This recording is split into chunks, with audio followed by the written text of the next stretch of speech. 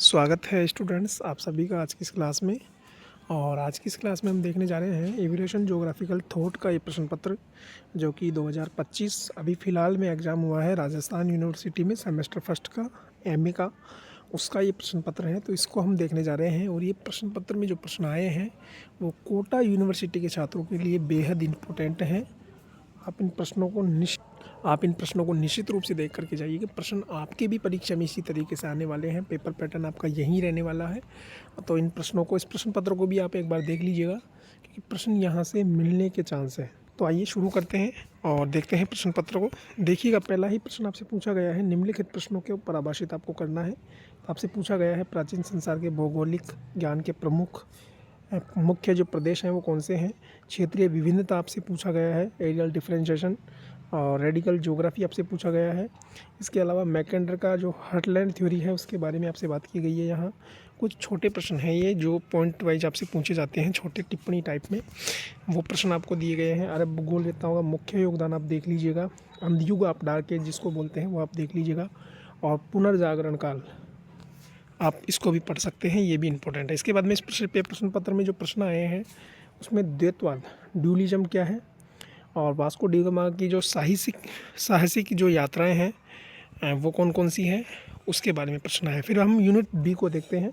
तो unit B के प्रश्नों की अगर मैं बात करता हूं तो यहाँ जो आपके प्रश्न आए हैं यूनिट बी में, वो प्रश्न आपके आया है कि प्राचीन भारत में विशेषतः पौराणिक काल के संदर्भ में विकसित भौगोलिक विचारों की आपको व्याख्या करनी है।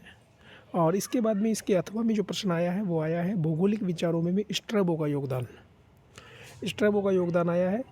प्रश्न आपका बना है कि discuss the contribution of Strabo in geographical thought. फिर हम चलते हैं यूनिट थर्ड की तरफ। यूनिट सेकंड के तीसरे प्रश्न की तरफ हम चलते हैं। तो प्रश्न नंबर 3 में यूनिट सेकंड में जर्मनी और फ्रांस जो भौगोलिक विचारधारा है उसमें क्या डिफरेंस है और इसमें से किसी एक के योगदान का मूल्यांकन आपसे पूछा गया है।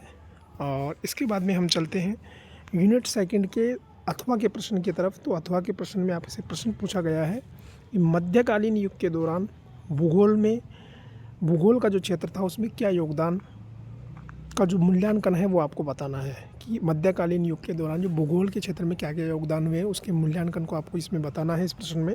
फिर हम चलते हैं यूनिट नंबर 3। यूनिट नंबर 3 की जब मैं बात करता हूँ तो यहाँ आपसे प्रश्न नंबर 4 में आपसे पूछा गया है कि अल बरूनी और इब्ने बतूता, इब्ने खल्दून, अली इदरीसी, ये सभी विद्वान हैं, अरब विद्वान। इनमें से आपको अल बरूनी और इब्ने बतूता के बारे में पूछा गया है, इनका योगदान की विवेचना आपको करनी है। इसके बारे में, इसके अलावा जो इसका जो यूनिट नंबर जो थर्ड है इसके अथवा में जो प्रश्न पूछा गया है वो पूछा गया है कि भूगोल शास्त्र में नाथनएल कारपेंटर के मुख्य योगदान का आपको वर्णन करना है कि उन्होंने अपना क्या क्या योगदान दिया, उसका मूल्यांकन आपको करना है। फिर मैं बात करता हूँ यूनिट नंबर 5, आपकी लास्ट यूनिट है, उसका हम मेन प्रश्न और अथवा का प्रश्न दोनों देखेंगे। मेन प्रश्न में आपसे वारेनियस के सामान्य भूगोल के में क्या क्या शामिल है वो पूछा गया है। और इसके बाद में अथवा के प्रश्न में आपसे पूछा गया है भौगोलिक ज्ञान के विकास में इमैनुअल कांट का योगदान, इमैनुअल कांट ने क्या क्या अपना योगदान दिया उसके बारे में आपको लिखना है। तो इस तरीके का ये था आपका प्रश्न पत्र राजस्थान यूनिवर्सिटी का सेमेस्टर फर्स्ट का 2025 का। उम्मीद करता हूँ कोटा यूनिवर्सिटी के छात्रों को ये प्रश्न पत्र समझ में आया होगा। इसके अकॉर्डिंग ही आप अपने प्रश्नों की तैयारी करें। इन प्रश्नों को आप निश्चित रूप से देखें, इनमें से प्रश्न आपके रिपीट हो सकते हैं। बड़े प्रश्नों को आप निश्चित रूप से देखें, छोटे प्रश्न बड़े प्रश्नों में से ही बनते हैं। तो आप इस प्रश्न पत्र को देख करके अवश्य जाएं। Thank you so much.